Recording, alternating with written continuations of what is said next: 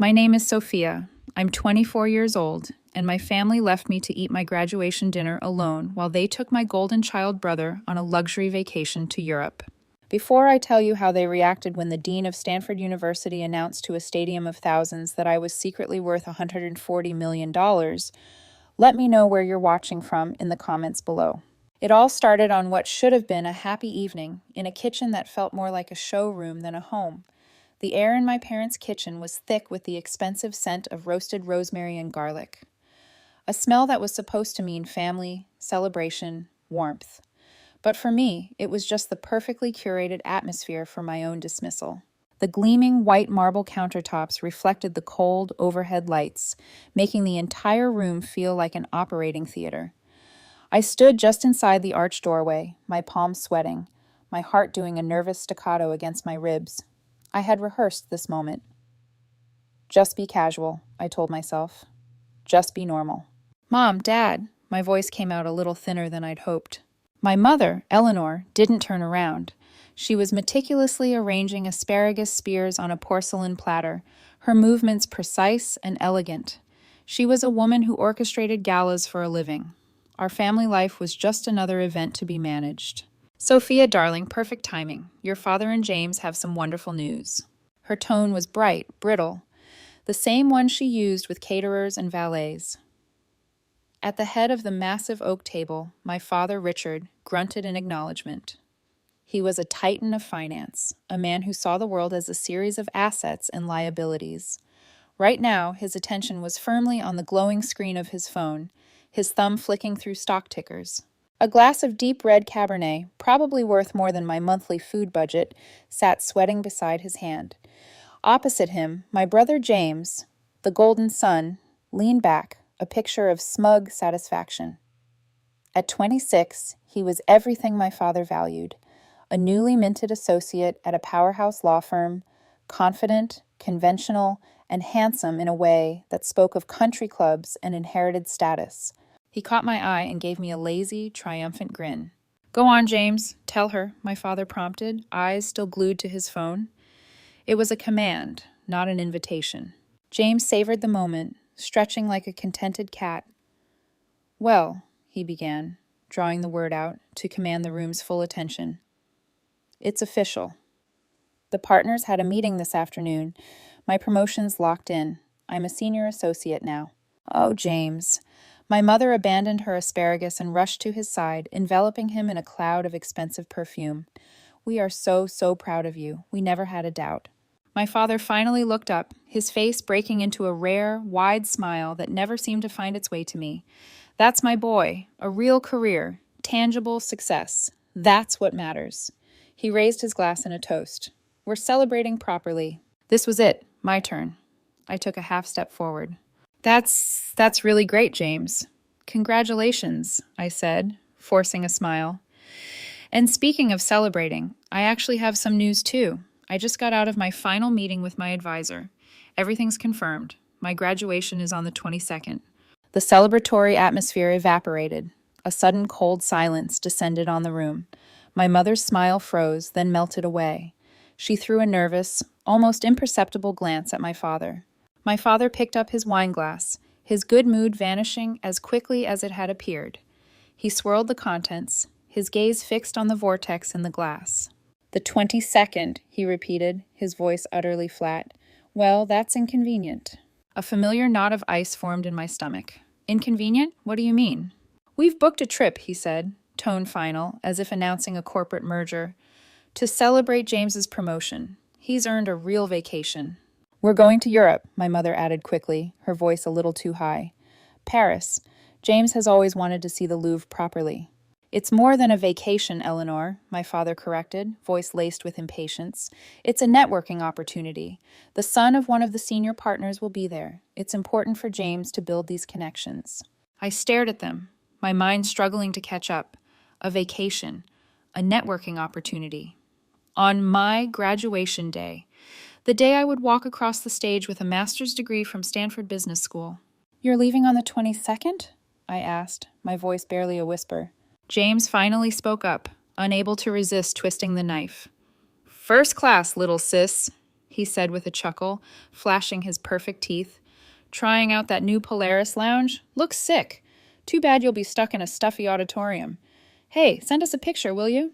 I looked from his smirking face to my mother's anxious one, and finally to my father's, now a mask of cold indifference. He had already dismissed me. The decision was made. The liability had been written off. So you're just not coming, I stated. It wasn't a question. My father finally met my gaze, eyes devoid of apology. It's a celebration of a real-world achievement, Sophia. It's time you understood that. We'll be thinking of you. Try to enjoy your day. That was it. My entire academic career, all the sleepless nights, the sacrifices, the pressure, reduced to a scheduling conflict, an inconvenience. I didn't fight. I didn't yell. A strange, chilling calm washed over me.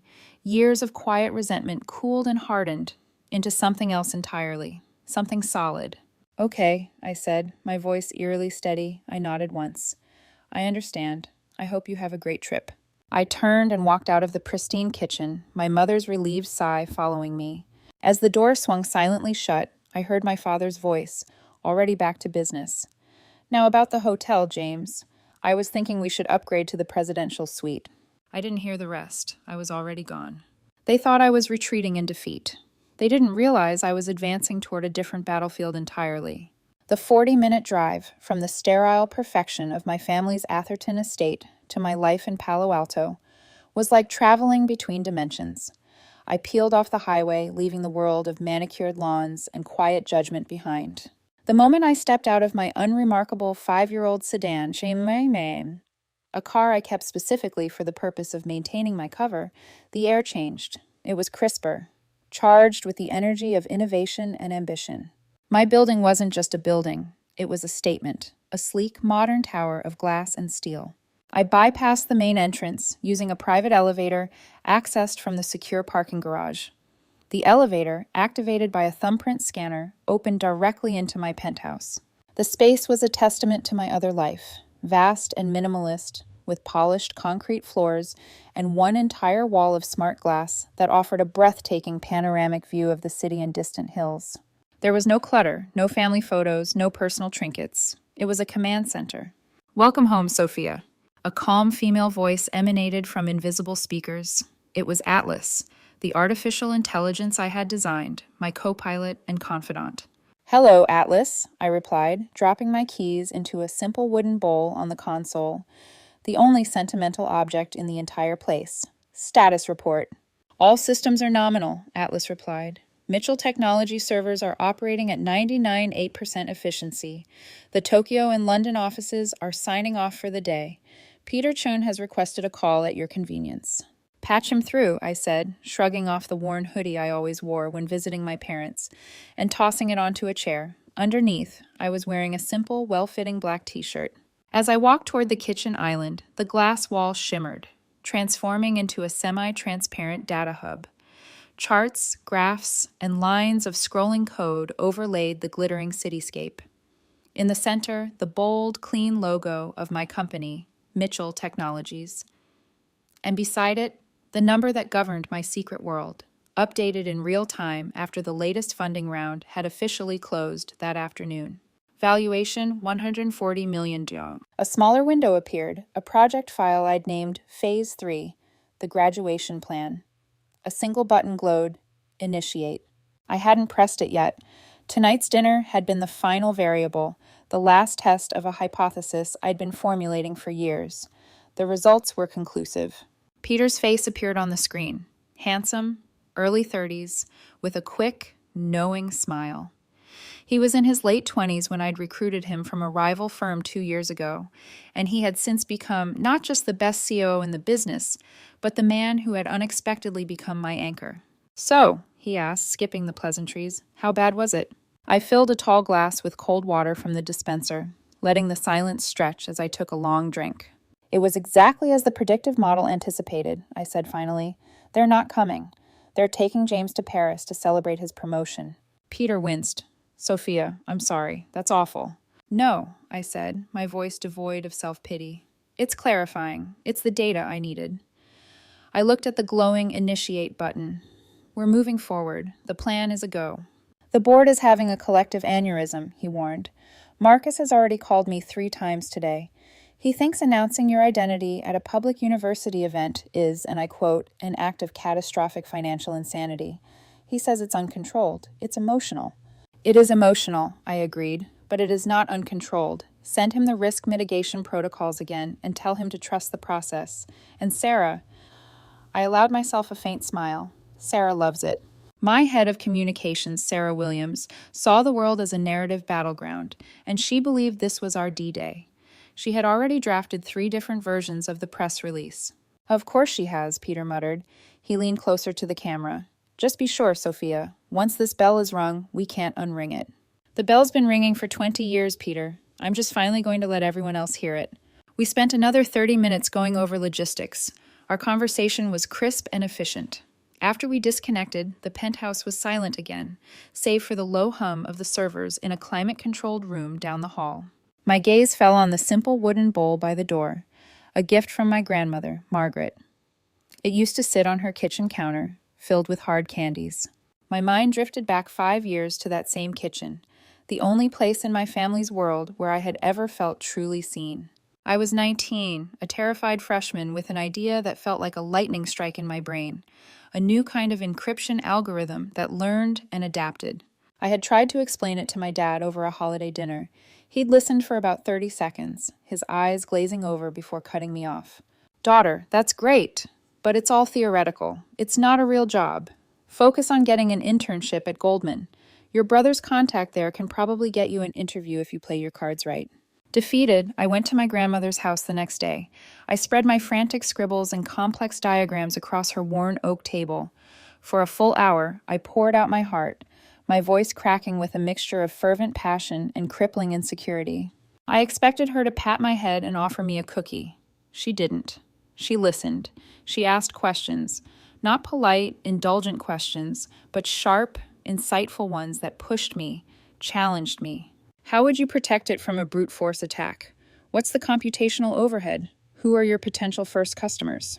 When I had finally answered every question, she got up, not with the fragility of an old woman, but with a sense of purpose.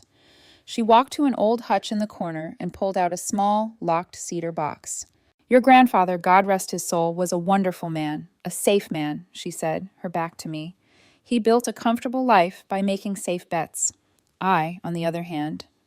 She trailed off, then turned, placing the box on the table between us. I always thought the biggest risks brought the biggest rewards. She produced a small ornate key from a chain around her neck and unlocked the box. Inside was not what I expected.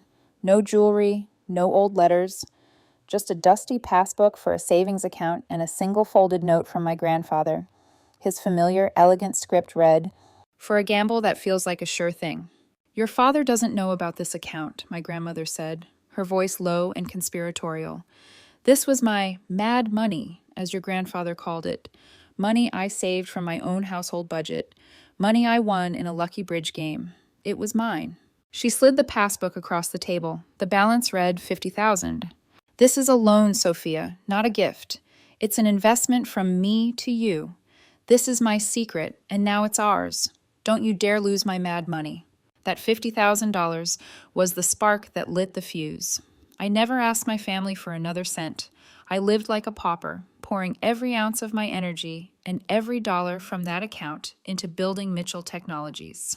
I did it from my dorm room, from the university library, from the 24-hour computer lab. I built my empire in the dark, fueled by my grandmother's quiet rebellion and my family's loud indifference. And now that empire was about to step into the sun. My train of thought was broken by a call that made my stomach clench. The name on the screen was a ghost from my past, Martin Hale.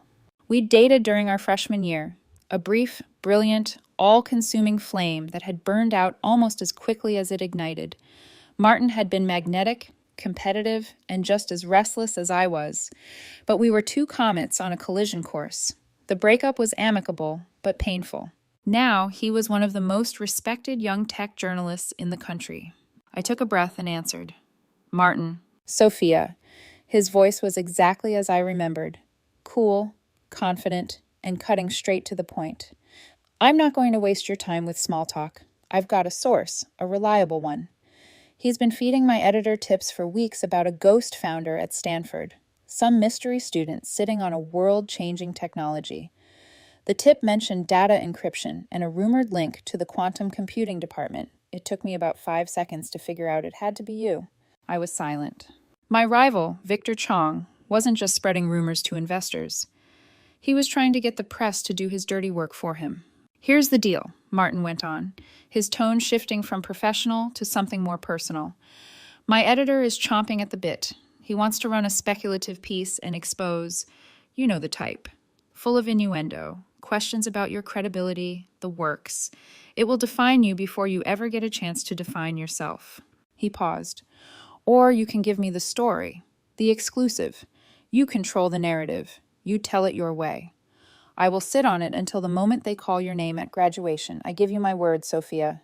It was a power play, but it was also a lifeline. He was offering me the one thing I desperately needed, control. Why are you doing this? I asked quietly. The speculative piece would still be a huge story for you. I could almost hear him shrug. Let's just say I don't like being used as a pawn by people like Victor Chong. And maybe I think the world should hear the story from the person who actually lived it. So, what's it going to be? The pieces were moving on the board faster than I had anticipated.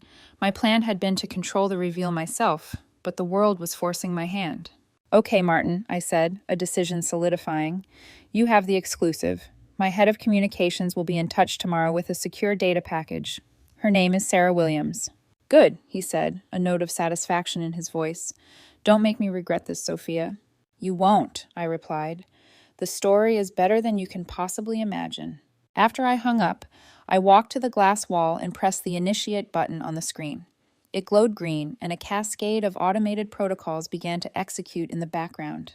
Emails were sent. Security teams were activated. A countdown timer appeared in the corner of the screen. The game was on, and I was finally ready to play. The days leading up to graduation were a masterclass in controlled chaos.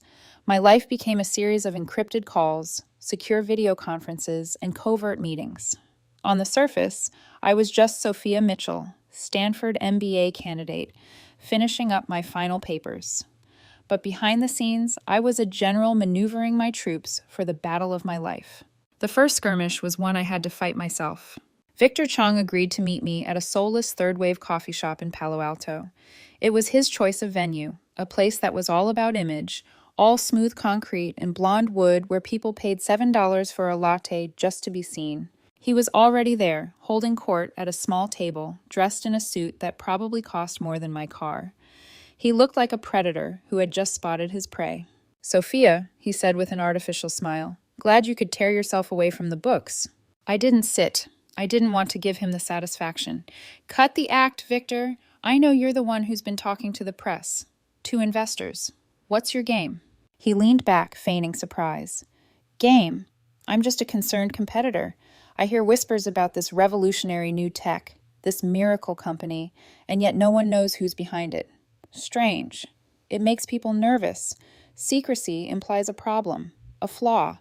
Maybe the tech isn't as solid as the rumors say. Maybe the founder is in over her head. His eyes glinted with malice. All I'm doing is asking the questions. You're not asking questions. You're spreading poison, I said, my voice dangerously low. Poison or an antidote to hype, he retorted, his voice rising slightly. He was enjoying this, performing for the room. Look, I'll give you some free advice. Whatever grand reveal you're planning for your little graduation party, cancel it. Come clean.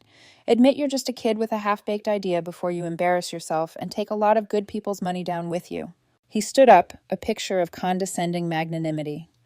Straightening the knot of his silk tie, he added, It's for your own good. The market eats secrets for lunch, kid.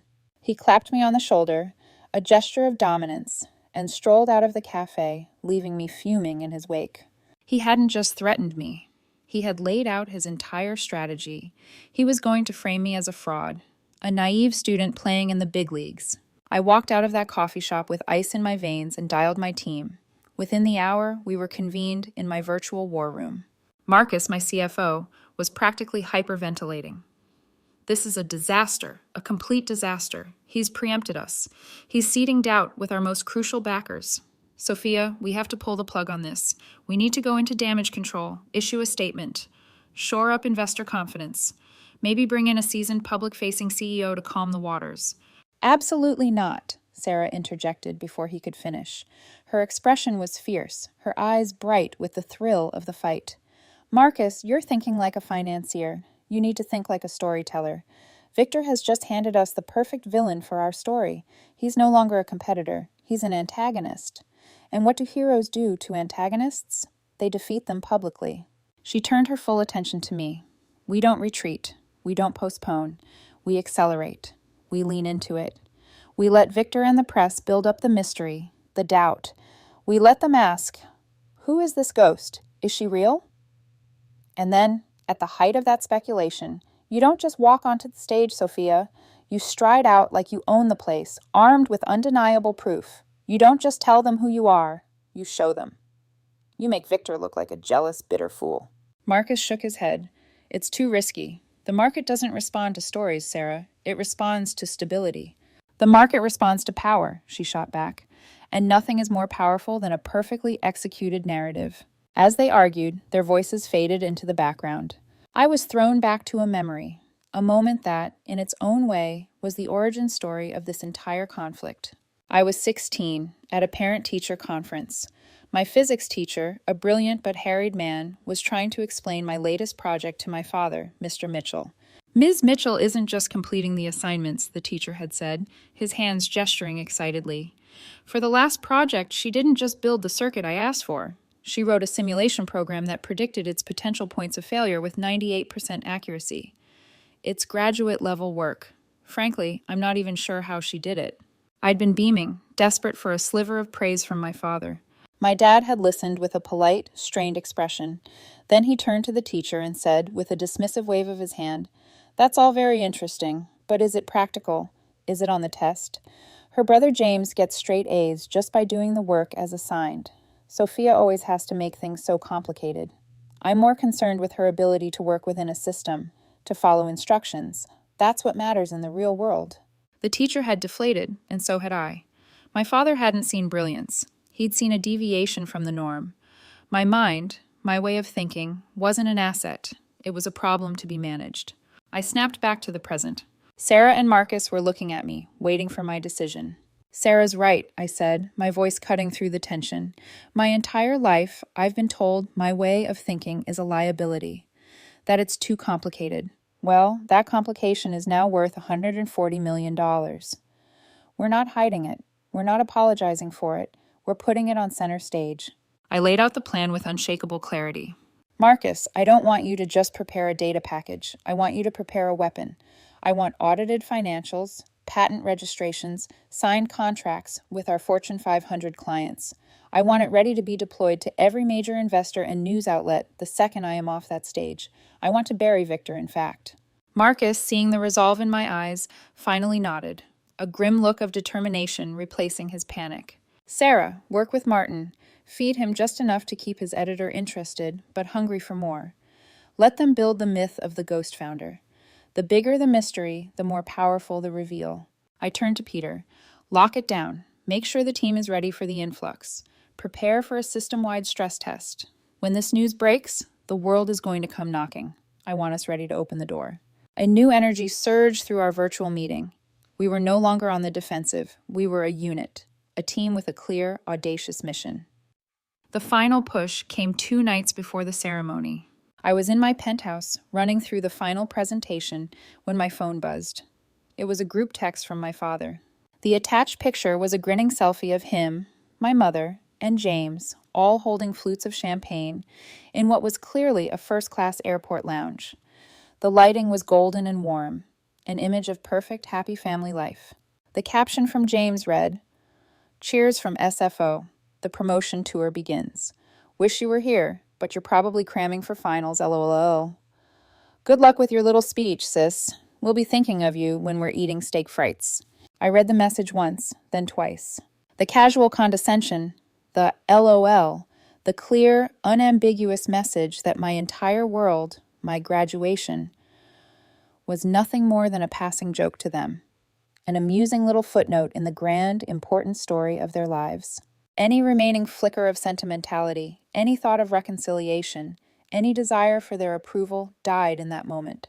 It wasn't a painful death, it was a quiet, cold, final execution. I looked at the picture one last time, the three of them, smiling, oblivious. Then I deleted it. I picked up my phone and sent a single encrypted text message to my entire executive team. It had only one word: war. The night before the ceremony was the longest of my life. The city below my penthouse was a silent, sprawling galaxy of light, but it offered no comfort. It felt distant, alien. Inside, the silence was a physical presence, pressing in on me from all sides. It was the silence of a chessboard right before the final, game-ending move. I had told myself I would sleep. I had told myself I would be calm, rested, prepared. Instead, I found myself sitting on the edge of my unmade bed, staring at the dark reflection of a stranger in the glass wall. She looked young, tired. She looked like any other 24-year-old student about to be unleashed into the world. She didn't look like a CEO. She didn't look like a woman about to burn her own life down just to see what would rise from the ashes. The carefully constructed walls of my resolve began to crumble. The weight of what I was about to do settled on me, a crushing physical burden. This wasn't just a corporate strategy anymore. It wasn't a clever PR move. It was an act of profound personal violence. I was about to humiliate my family on a world stage. I was about to turn our private dysfunction into a public spectacle. What if they were right? What if I was just a naive girl playing with forces I didn't understand? What if my success was just a fluke, a bubble of luck that was about to pop in the most spectacular way imaginable? What if, after all of it, the revelation, the money, the fame, I looked at their faces and all I saw was hatred? What if I proved I was smarter, richer, more powerful, and ended up completely, utterly alone? My hand was trembling as I reached for my phone. My fingers felt clumsy, disconnected from my brain. I scrolled through my contacts and pressed the one name that represented my only lifeline to this secret world. Peter answered on the first ring, his voice instantly sharp and alert. "Sophia, it's 2 a.m. What's wrong?" "I can't do it," I heard myself say. The voice was a hoarse whisper that didn't sound like my own. "Call off the whole thing. It's a mistake. We have to stop it." I started pacing, the words tumbling out of me in a frantic, desperate rush. Marcus was right. It's insane. It's emotional and reckless. And what am I even trying to prove? That I'm better than them? That I won? What if I win and lose everything that actually matters? We could just sell. We could sell a piece of the company, a small piece. We'd have more money than we could ever spend. We could go anywhere, live quietly. No press, no board meetings, no family drama. We could just be free. On the other end of the line, there was only silence. Peter let me unravel. He let the storm of my fear rage until it had exhausted itself. When he finally spoke, his voice was not soft or soothing. It was calm, steady, and unyielding. "And then what, Sophia?" "What do you mean?" "I mean, after you run away, after you go live on your private island or whatever it is you're picturing, what happens then? Do you think your father will suddenly respect you? Do you think your brother will stop smirking? Do you think the feeling of being invisible will just magically disappear because you have a fat bank account?" He took a breath. "You didn't build this company to buy your freedom. You built this company because you are free. This plan, this crazy, reckless public plan, it's not for them. You told me that yourself. It's for you. It's you finally refusing to live in the shadows they put you in. It's you taking your two separate lives and making them one. It's about integrity, your integrity." He let the question hang there between us, sharp and bright. Every word was a perfectly aimed dart, puncturing the balloon of my self-pity. He wasn't just my COO in that moment. He was my conscience. My mind flashed to my grandmother, to the cedar box, to her mad money. She hadn't invested in a company. She had invested in a spirit of quiet rebellion, of refusing to be defined by the expectations of others. To run now would be to dishonor that investment. It would be the one thing she had asked me not to do. It would be to prove her gamble had been a mistake. A long, shuddering breath escaped my lips. The panic receded, replaced by a cold, clear-eyed certainty. "You're right," I said at last, my voice steady again. "I'm sorry. I just needed to hear it." "I know," Peter said, and I could hear the smile in his voice. "Now get some sleep, boss. You have a world to conquer tomorrow." After the call, a profound sense of peace settled over me. The storm had passed. I walked into my closet and unzipped the garment bag containing the Tom Ford suit. It was dark charcoal, almost black, with a subtle pattern visible only up close, a suit that meant business. It was the skin I was about to step into. The next morning, I woke with the sun. I went through my ritual with a new sense of purpose, a 5-mile run along the quiet streets of Palo Alto, my feet pounding a steady rhythm against the pavement, a scalding hot shower that washed away the last vestiges of fear. Then I dressed slowly, methodically. The soft Egyptian cotton of the shirt, the heavy silk of the tie knotted with perfect precision, the cool, reassuring weight of the jacket on my shoulders. It wasn't armor anymore. It was me. The last thing I did was slip the heavy black graduation gown over it all. The perfect disguise. A Trojan horse ready to be wheeled onto the stage. As I stood by the door, ready to leave, my phone chimed. An alert from the Forbes app. Sarah's work. The headline read, "The Stanford Ghost, mystery tech founder and major donor to be revealed at today's commencement." The myth had been created. The stage was set. It was time for the ghost to finally materialize. The Stanford Stadium was a dizzying kaleidoscope of black gowns, cheering families, and bright California sunshine. The air was thick with hope and expensive perfume.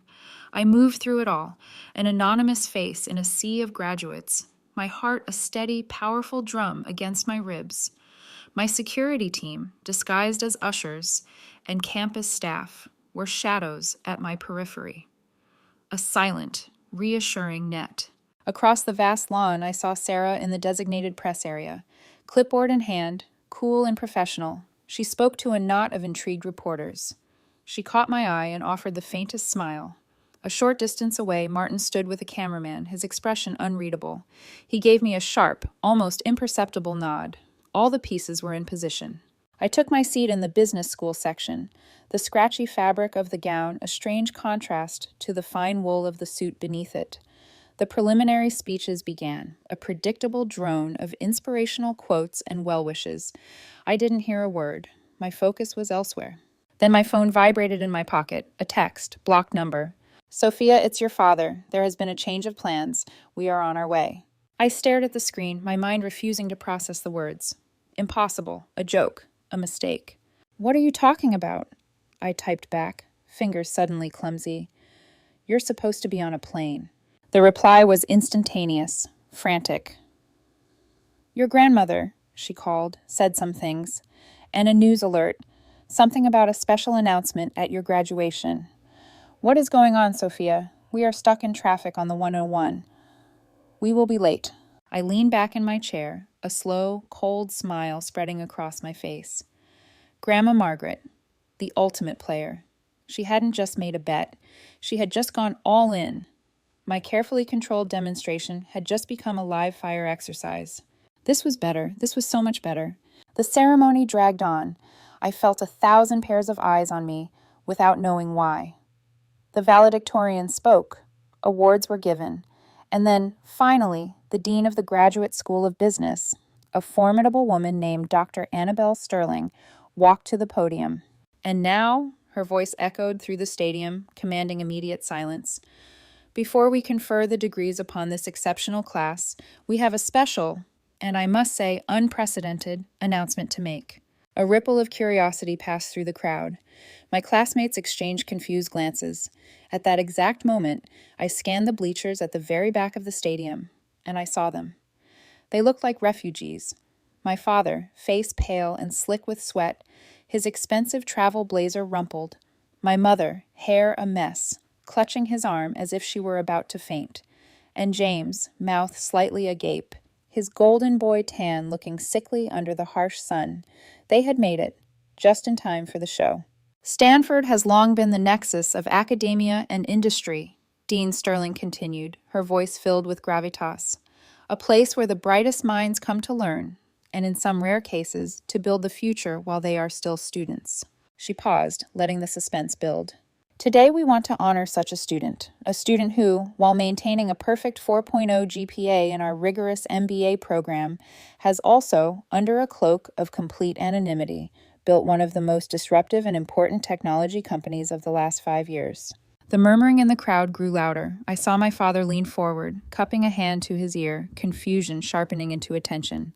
Operating in stealth mode, this student's company, Mitchell Technologies, has quietly become the gold standard in predictive data security. Their core technology is already being used by governments and Fortune 500 companies around the globe to protect our most vital digital infrastructure. I saw the exact moment the name registered. Mitchell Technologies. My mother's hand flew to her mouth. My father shook his head slightly, as if to clear it. Disbelief scrawled across his face. James just stared, eyes wide, his brain trying to solve an impossible equation. Dean Sterling raised her voice, letting the next piece land like a bombshell. This founder, who is sitting among us today, recently closed a private funding round that values her company at $140 million. A collective gasp swept the stadium. Phones lifted. People turned in their seats, searching for the mystery millionaire in their midst. But I watched only my family. I watched disbelief curdle into a horrifying understanding. I watched the color drain from my father's face as if he'd seen a ghost. My mother began to tremble. James stumbled back a step, gripping the railing. "It is my profound honor," Dean Sterling declared, a proud, brilliant smile on her face, "to ask our most distinguished graduate, a true visionary, the founder and CEO of Mitchell Technologies, to please come to the stage. Ladies and gentlemen, would you please welcome Ms. Sophia Mitchell." My name echoed, crystalline. For a heartbeat, absolute silence. Then the jumbotron behind the stage, which had been displaying the university seal, flickered and changed. The sleek, minimalist logo of Mitchell Technologies filled the screen.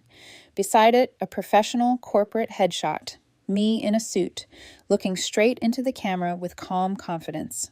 The words appeared. Sophia Mitchell, founder and CEO. The stadium erupted. It wasn't just applause, it was a roar, a tidal wave of sound, of shock, of frenzied excitement. The main camera found me in the crowd, and my real-time face was suddenly broadcast on the giant screen next to my portrait. Slowly, deliberately, I stood. The world moved in slow motion as I made my way down the aisle, up the steps, onto the stage. The roar pressed against me like wind. I shook the dean's hand, firm grip, eyes sparkling, and walked to the center of the stage, to the microphone. I stood for a moment, letting the wave wash over me. Then, in a single fluid motion I'd rehearsed 1,000 times, I reached up, untied the cord of my black graduation gown, and let it slip from my shoulders. It pooled at my feet, a discarded skin, revealing the perfectly tailored dark charcoal suit beneath. The roar intensified. I waited. The noise fell into a hushed, expectant silence. I looked out at the sea of faces, then let my gaze travel to the very back, locking onto the 3 shattered figures who were my family. "There are 2 kinds of education," I began, my voice calm and clear, amplified to every corner of the stadium. "There's the one you get in a classroom, about following the rules, learning the systems, finding the right answers. It's valuable, it's important." I paused, letting it breathe. "But then there's the education you get when you leave the classroom, the one you get in the middle of the night, staring at a line of code that won't compile, the one you get in a boardroom defending an idea no one else believes in, the one you get in rooms you were never invited into." I let the words settle. A ripple of stillness spread across the crowd. "That second education teaches you something different," I continued, my voice dropping slightly, gaining intensity. "It teaches you that sometimes the rules need to be broken, that sometimes the systems need to be rebuilt, and that sometimes the right answer is the one nobody else has even thought to ask." My eyes were still locked on my father. He looked like he had aged 10 years in the last 10 minutes.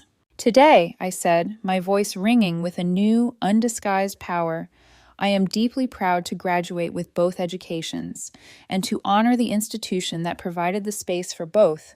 Mitchell Technologies is pledging a $5 million endowment to the Stanford Scholarship Fund, dedicated to students who are working on the complicated ideas, the ones who don't fit the mold, the builders, the dreamers, the rebels." The stadium exploded into a standing ovation. The applause thundered in my chest, but I barely heard it. My focus was still on the 3 people at the back of the stands. My mother was sobbing uncontrollably into my father's shoulder. My father's eyes were locked on me, his expression a wasteland of shock and regret. And James just looked utterly, completely broken, as if he'd just realized the game he'd spent his whole life winning was not the one that mattered. I had been told to celebrate on my own, and in a way, I was. But now, the whole world was celebrating with me. The moment the ceremony ended, chaos descended. Stepping off the stage was like diving into a human ocean. A swirling mass of people, reporters shouting questions, classmates slapping my back, professors trying to shake my hand, university donors angling for introductions. It was sensory overload, a cacophony of sudden, overwhelming fame. But through the whirlwind, my team moved with the precision of a special forces unit. Sarah appeared at my left with a tablet in hand, while two of my security detail, dressed as campus event staff, seamlessly formed a protective bubble around me. Ms. Mitchell will be making a formal statement later today, Sarah announced in a calm but authoritative voice that cut through the din. We appreciate your enthusiasm, but we need to keep moving. She was a maestro conducting chaos. And that's when I saw him, Victor Chong. He was standing with a small group of venture capitalists in the VIP section, his face a grotesque mask of fury and disbelief, his skin blotchy red. Our eyes met, and something inside him, some last thread of professional decorum, snapped. "It's a lie!" he bellowed, shoving through the crowd toward me. His designer suit was rumpled, his voice shrill.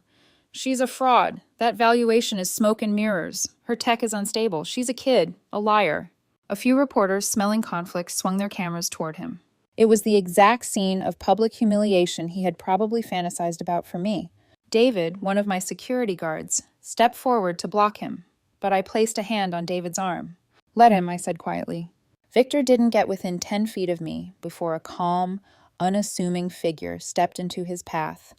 Marcus, my CFO, a man who usually avoided confrontation, now stood like a wall, his expression one of weary disappointment. He held up his tablet, its screen glowing. "Mr. Chong," Marcus said, voice not loud, but carrying the devastating weight of fact, "I would strongly advise you to retract that statement.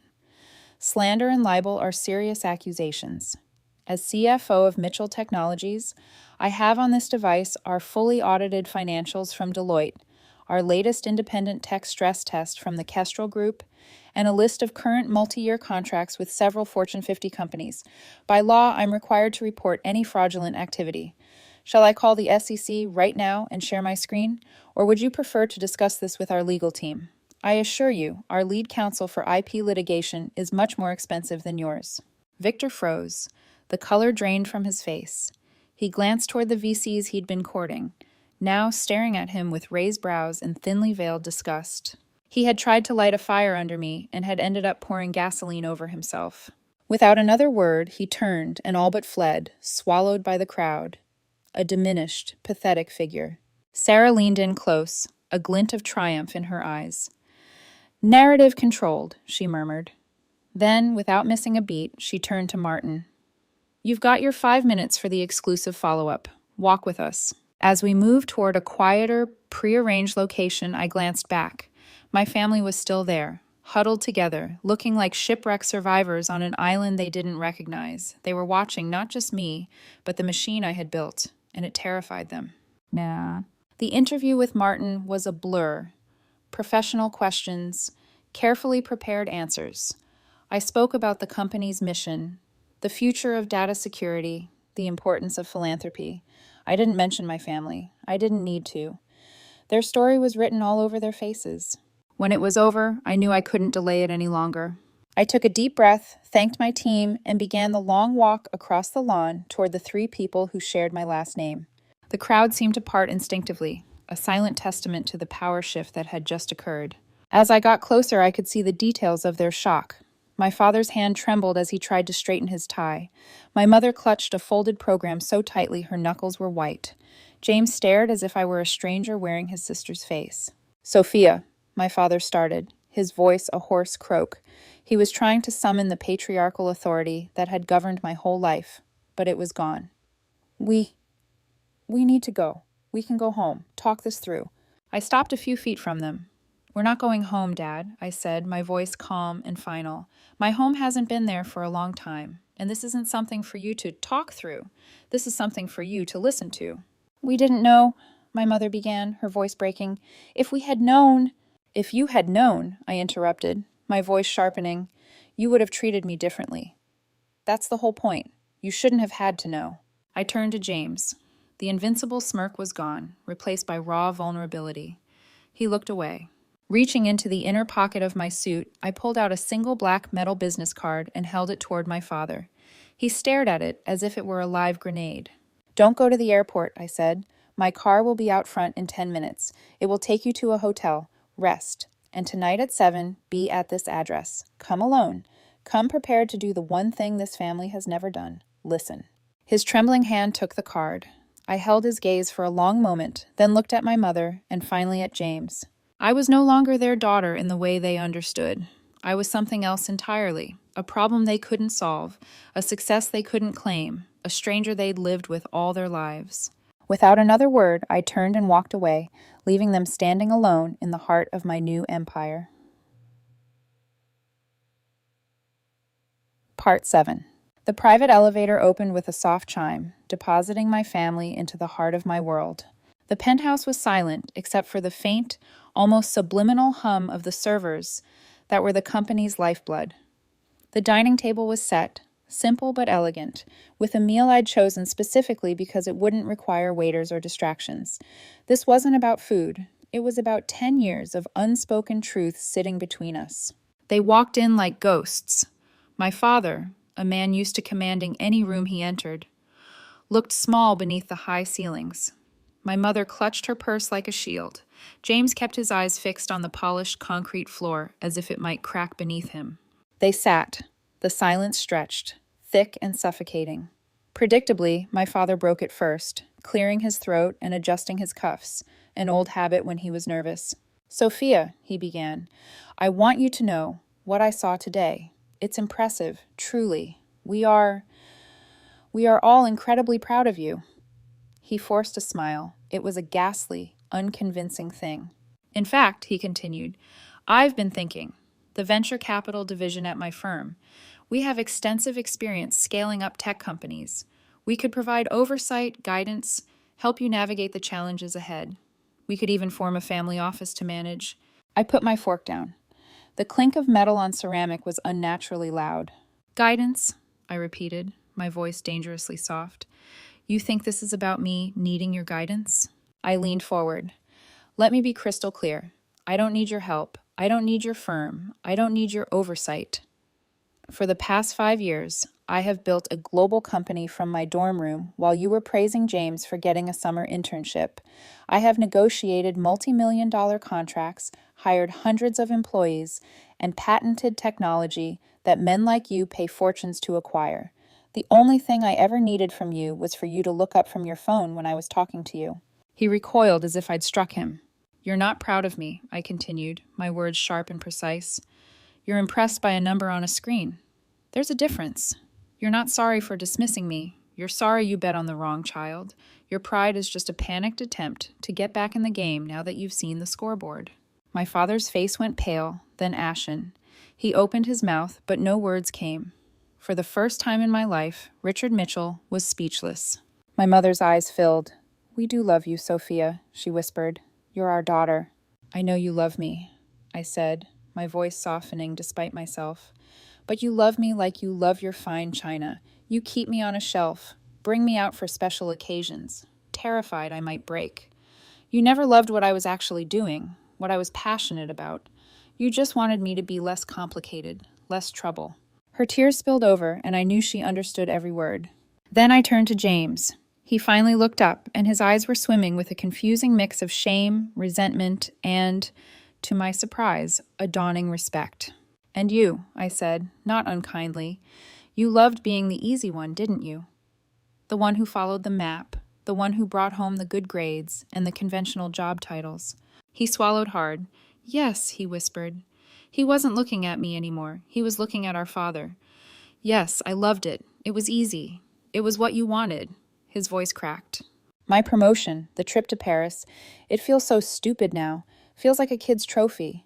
My whole life I've been running a race on a track you built for me, he said to our dad. And Sophia, Sophia was out in the wilderness building her own damn stadium. He dropped his head into his hands. I don't even know who I am without that. It's all fake. The confession hung in the air, raw, unfiltered truth we hadn't spoken in years.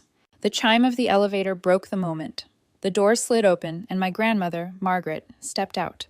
She radiated quiet, formidable power that instantly drew the room's gravity toward her. "It seems I've arrived just in time for the truth," she said, her sharp eyes taking in every detail. She walked to the table, her gaze lingering on each of us before settling on her son. "Richard," she said evenly, "I called you this morning because you needed a shock to the system. You needed to see what your fear has cost you. Your fear of anything you can't easily quantify and control." She stepped closer to my father, her voice softening slightly. "Do you know why I kept my own savings? My mad money, as your father used to call it?" My father shook his head slowly. "Because your father, a man I loved dearly, was like you, safe, predictable. He couldn't understand why I'd invest in a struggling artist, or why I found the stock market boring. He wanted me to be predictable too," she sighed. "So I built my own small world in secret, just like Sophia did. The money I gave her wasn't just money, it was a legacy, the legacy of quiet rebellion." The words landed like stones.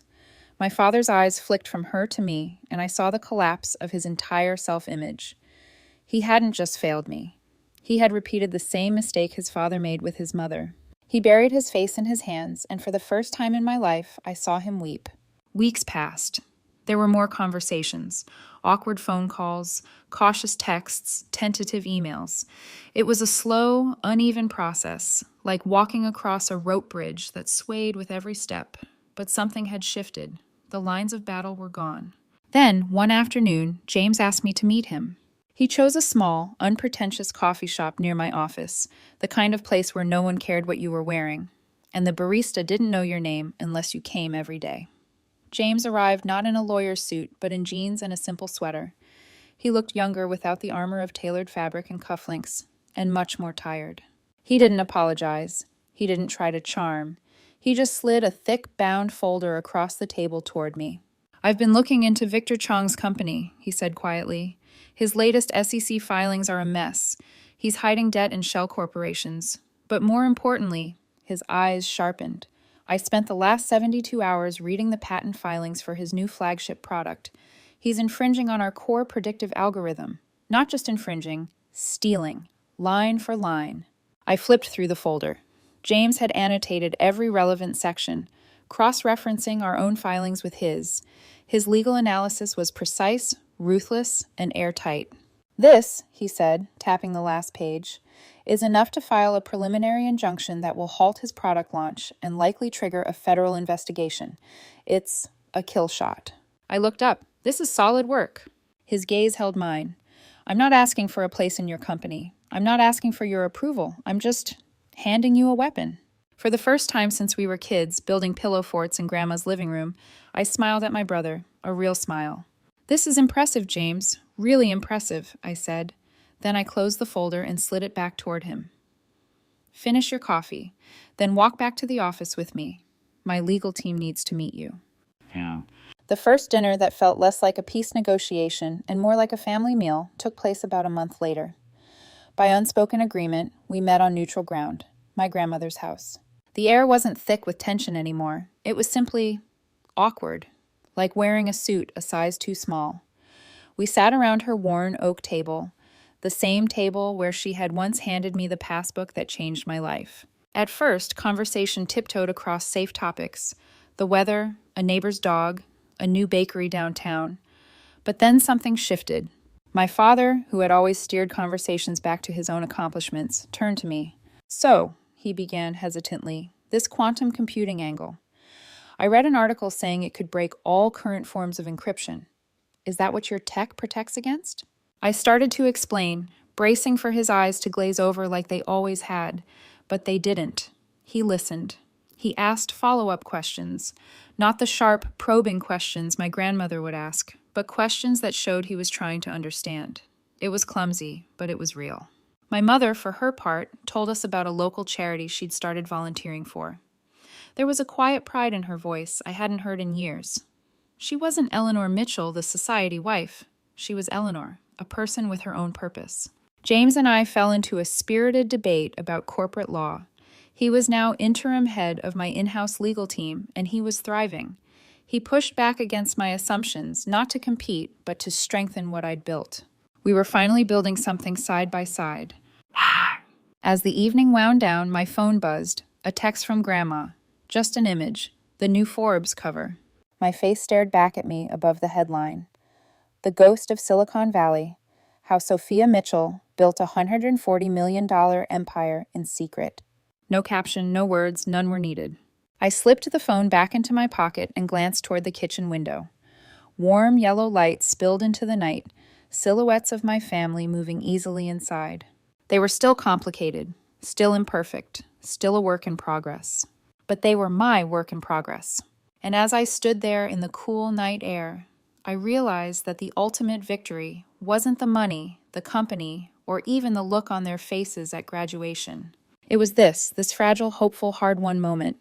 Forgiveness, I had learned, wasn't about forgetting. It was about accepting that people can change, that stories can have new chapters. And sometimes the most valuable thing you can build is a bridge back to the people you thought you'd lost forever. It was late, the kind of late where the city had gone quiet except for the hum of streetlights and the occasional car slicing through the night. I stood on the penthouse balcony, the cool air brushing against my face, the skyline glittering like circuitry laid across the horizon. Inside, the remnants of our family dinner still sat on the table, empty glasses, a few plates, and strangely enough, laughter still lingering in the air. Peter stepped outside, 2 mugs of coffee in hand. He passed one to me and leaned against the railing, his shoulder brushing mine. "You did it," he said simply. "Did what?" I asked, smiling faintly. He took a sip, eyes on the lights below. Broke the cycle, built the empire, burned the stage down, and still had the grace to set a table for them afterward. I let out a quiet breath. It doesn't feel finished. "It's not supposed to," he replied. "You don't fix something that big in one grand gesture. You chip at it, every day, until the cracks start letting in light." We stood in silence for a moment, the city sprawling beneath us. "I was thinking," I said, turning to him, "after the next board meeting. Maybe we take a few days. Go somewhere no one's heard of Mitchell Technologies. No press, no plans."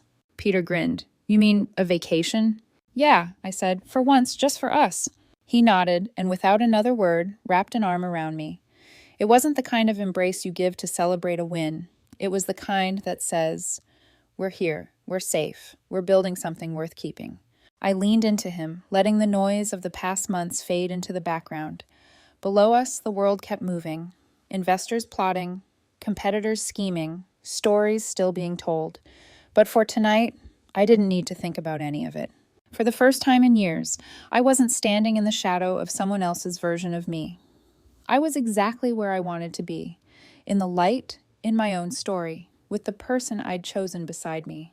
And somewhere deep down, I knew that whatever came next, the next battle, the next deal, the next unexpected turn, I would walk into it the same way I walked onto that stage, unapologetically, undeniably. Sophia Mitchell.